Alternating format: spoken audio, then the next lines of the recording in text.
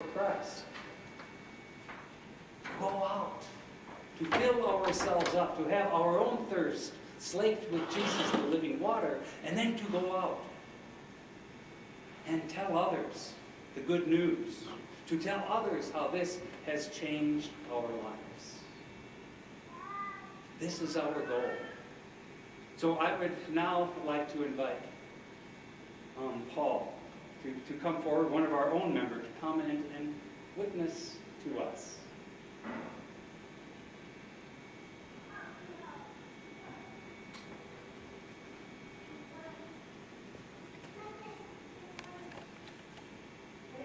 Good evening.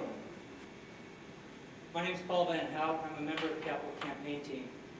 I'd like to share a little bit about my faith journey here at Immaculate Conception tonight. I was born into a large Catholic family. I'm the 15th child out of 16. I went to Catholic grade school, and then I went on to high school, and then I went to college to become an electrical engineer.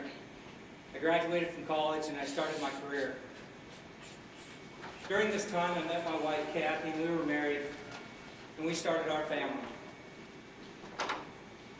We had 3 children, Joe, Tom, and Kelly. And we decided early that we were going to send them to Catholic schools. And as many of you know, the cost to raise children goes up as they get larger.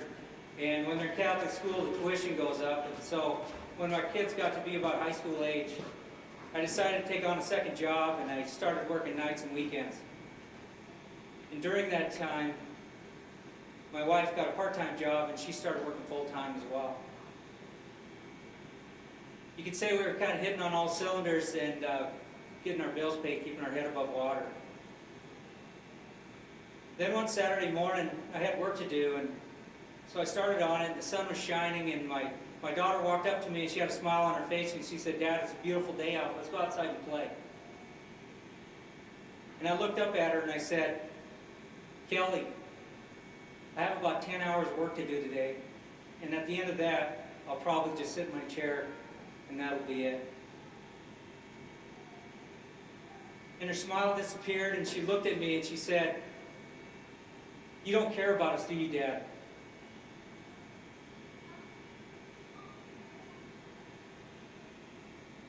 And before I could answer, she walked away. So I sat back in my chair and I thought about that.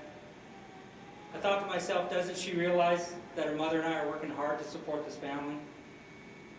Doesn't she realize I'd much rather go outside and play than stay in here and work? Doesn't she realize that we're trying to send our kids to the best schools so that they can go to college, get a career, and be happy? And that's when it hit me. I had done all those things. I went to college. I got a degree. I had a career. And could I honestly say I was happy? And then I turned to my faith. And I thought, I come to church every Sunday, and Father continually tells us if we make Jesus Christ the center of our lives, that we'll have peace and joy and love in abundance. But those are not the words that I would have described my life with. My words would have been busy, stressed, anxious, tired. And then I thought about my kids, and I thought, if they're raised the same way I was raised, and they do the same things that I did, why would I expect them to have different words than me? And I realized that morning, I decided there's nothing in my life I won't change to find happiness. And right about that time, my sister had given me a book that was called Rediscovering Catholicism by Matthew Kelly. And it's a book about living your Catholic faith more deeply and more completely. So I took the book and I opened it up and I thought, I'll see how I'm doing in my faith. And I started reading in there, and I got to the first topic and I looked at it, and I thought, I'm doing that one pretty well. I'm doing okay on that one. And I kept reading, and I got to the second topic. And I looked at it and I said, I used to do that one. And then I kept reading, and I got to the third topic, and I thought to myself, I forgot about that one. And as I continued to read that book, I realized that I was not living my faith, and I knew it. It became very clear to me. And as I finished that book and set it down, I decided that I'm going to do everything in that book as it's written. And if that doesn't work for me, I need to look elsewhere. So I started, and the first one I chose was prayer. And I looked at my prayer life and I thought, well, I come to church every Sunday and I pray. And every morning before I go to work, I read a prayer card. Before every meal, I pray. But that's not what he was talking about. He was talking about finding a quiet place and spending quiet time with Jesus and just talking to him. I'd never done that before. And he gave some suggestions. He said, maybe you should stop in at church on your way to work and spend 10 or 15 minutes quietly with Jesus Christ and talk to him. So I emailed the parish office and I asked them, when does the church open? And they wrote me back and said, at 6:40 adoration starts. So the next day I came to church and I sat in the pew and the Blessed Sacrament was on the altar. And I sat there and I looked up and I said, Jesus, it's not working for me. The challenges are coming. I'm getting killed down here. I need your help. Can you help me? And I quietly sat and listened. And I believe the Holy Spirit came upon us because the answers started coming to me. I just knew what to do. It's hard to explain. It's something you need to experience for yourself. But I knew what to do. The answers came. And I went to work that day, and I worked differently. And I looked at my job differently. And I looked at my coworkers and treated them differently. And I started to feel better. So I came back the next day, and I said the same thing, Jesus, I got issues at home. I need your help. And the answers kept coming, and I knew what to do. And I went home, and I dealt with those issues. And I felt better. So then I kept coming, and it was working. So I said, what else is in that book? And the next topic that I decided to look at was the Mass. And I looked at my life, and I thought, I come to Mass every Sunday. I have my entire life. But that's not what he was talking about. He was talking about daily Mass. But he wasn't talking about every day. He said, pick a day, find a daily Mass, and start going to it. Daily Mass is more intimate. It's quieter. There's less distractions. You can pray more deeply. You can follow the Mass. You can hear the readings. The celebration of the Eucharist is more intimate.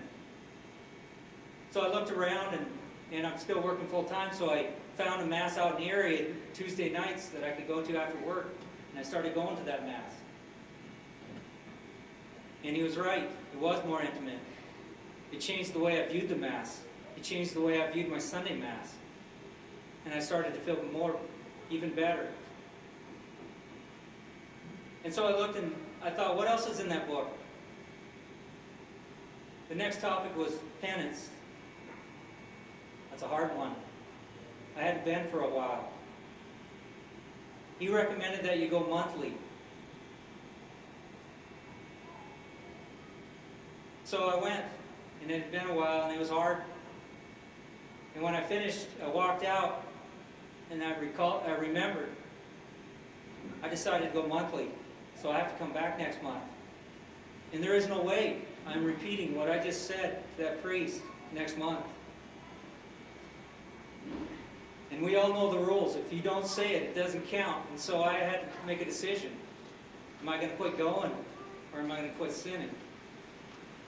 And I decided, I'm going to pick 2 sins out of every confession, and I'm going to work on them for that month. And with God's help, hopefully I won't bring them back next month. So I started doing that monthly.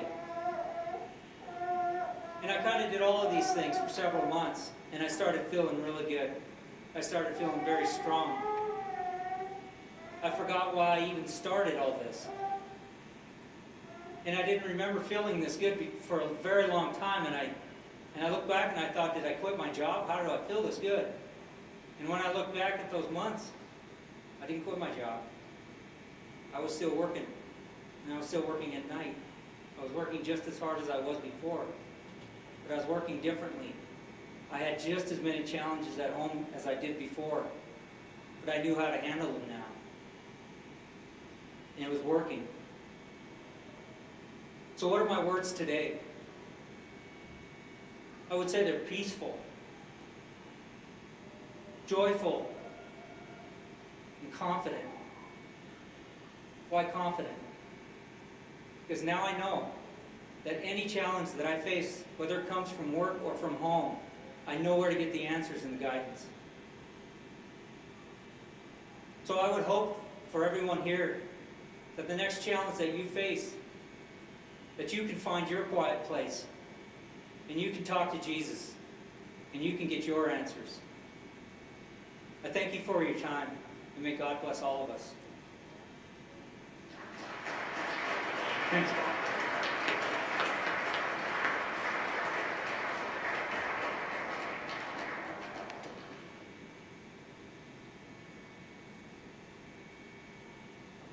Please stand.